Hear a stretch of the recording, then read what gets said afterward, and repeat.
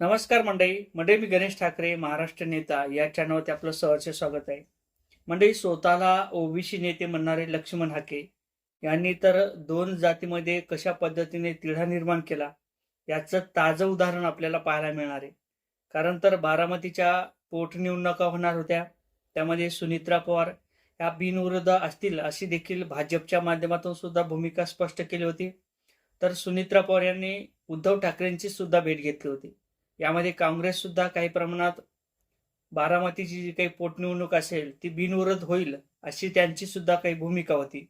परंतु स्वतःला ओबीसी नेते म्हणणारे लक्ष्मण हाके यांच्या माध्यमातून त्या ठिकाणी कशा पद्धतीने पुतळ्याचे आडून कशा पद्धतीने आपलं राजकारणाची पोळी कशा पद्धतीने भाजली जाईल याचा विचार करत असताना दोन जातीमध्ये कशा पद्धतीने भांडणं लावण्याचं काम हे लक्ष्मण हाकेंच्या माध्यमातून झालेले याचीच माहिती घेणारा हा व्हिडिओ. नक्की चॅनलवर नवीन असाल तर चॅनलला सबस्क्राईब करा.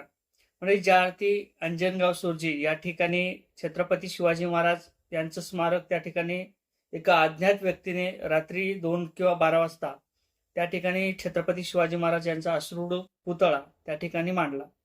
आणि त्यानंतर हे जे काही वातावरण असेल धनगर समाजाच्या माध्यमातून, आणि धनगर समाजाचं म्हणणं होतं की त्या ठिकाणी जे काही पुतळा असेल तो हटवण्यात यावा किंवा ज्या काही ठिकाणी छत्रपती शिवाजी महाराजांचा पुतळा योग्य ठिकाणी बसू असं देखील धनगर समाजाचं म्हणणं होतं. आणि एकंदरीत ज्या पद्धतीने छत्रपती शिवाजी महाराजांचं त्या ठिकाणी पुतळा किंवा स्मारक उभं केलं त्या दरम्यान त्या ठिकाणी राजकारण घडवण्याचं काम हे ओबीसी नेते लक्ष्मण हाके यांच्या माध्यमातून झालं. एकंदरीत हा जो काही तिढा असेल हा दोन्ही समाजामध्ये निश्चितच गाव लेवलवरती मिटला असता आणि तशा पद्धतीच्या बैठका सुद्धा सुरू झाल्या होत्या. परंतु एखादा जर नेता त्या ठिकाणी जर हवा घालण्याचं काम करत असेल किंवा ही जागा देवस्थानचीच आहे आणि या ठिकाणी जो काही पुतळा असेल तो नको, या कोणत्याही प्रकारचा ते पुतळा असेल त्या दुसऱ्या ठिकाणी मांडू, आम्ही देखील छत्रपती शिवाजी महाराज यांना मानतो, अशा पद्धतीची काही भावना व्यक्त केली जाते. परंतु कुठेतरी राजकारण सुद्धा त्या ठिकाणी घडवून आणल्या जाते. आणि हे जे काही प्रकरण असेल आपल्याला अद्यापही समजलं नसेल. कारण तर ज्या पद्धतीने लक्ष्मण हाके सुरुवातीला सुद्धा त्या ठिकाणी आक्रमक झाले होते.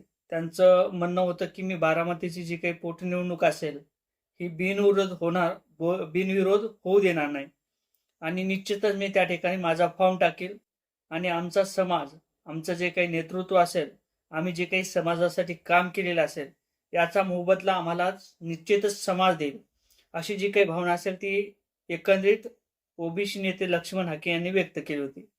परंतु त्याला कुठेतरी दुराजा मिळाला, कोणी त्या गोष्टीकडे ध्यान दिलं नाही आणि नेमका डाव साधला.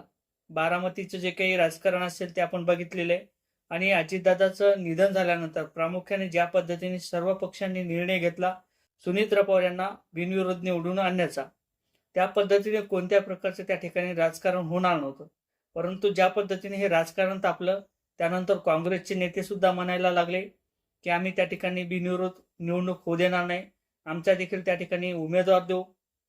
त्यानंतर लक्ष्मण हाके सुद्धा म्हणतात की आम्ही कोणत्याही प्रकारचा बिनविरोध त्या ठिकाणी निवडणूक होऊ देणार नाही, आम्ही देखील त्या ठिकाणी आमच्या स्वबळावरती आणि आमच्या जातीच्या समाजाच्या स्वबळावरती, आमच्या कामाच्या नेतृत्वाच्या स्वबळावरती आम्ही त्या ठिकाणी निवडणूक लढू.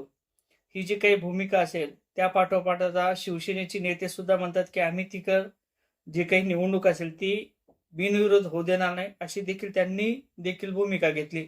आणि जर अशा पद्धतीचं राजकारण होत असेल महापुरुषांच्या नावावरती, महापुरुषांच्या आडून, तर हे मोठं दुर्दैवी गोष्ट आहे. महाराष्ट्रातील राजकारण कुठे चाललेले आहे? छत्रपती शिवाजी महाराज यांनी इतिहास घडवला. आपल्या जे काही मंदिराचा कळस असेल ते छत्रपती शिवाजी महाराज यांच्या कारणामुळे, त्यांच्यामुळे आपला आज मंदिरावरचा कळस आपल्याला पाहायला मिळतो.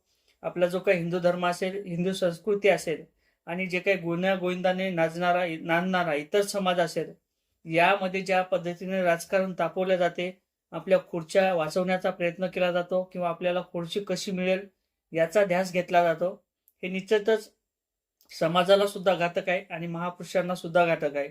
आता हे जे काही राजकारण झालेलं आहे हे निश्चितच दुर्दैवी गोष्ट आहे. छत्रपती शिवाजी महाराज यांच्या पाठीमागे किंवा त्यांचा आधार घेऊन कुठेतरी या लक्ष्मण हाके सारख्यांच्या माध्यमातून कुठेतरी समाजात दोन दोन समाजात तिढा कसा निर्माण केला जाईल आणि त्यातून आपला कसा फायदा होईल याचा ध्यास घेऊन ते समोर येताना दिसत आहे.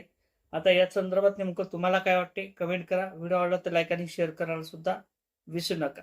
जय शिव.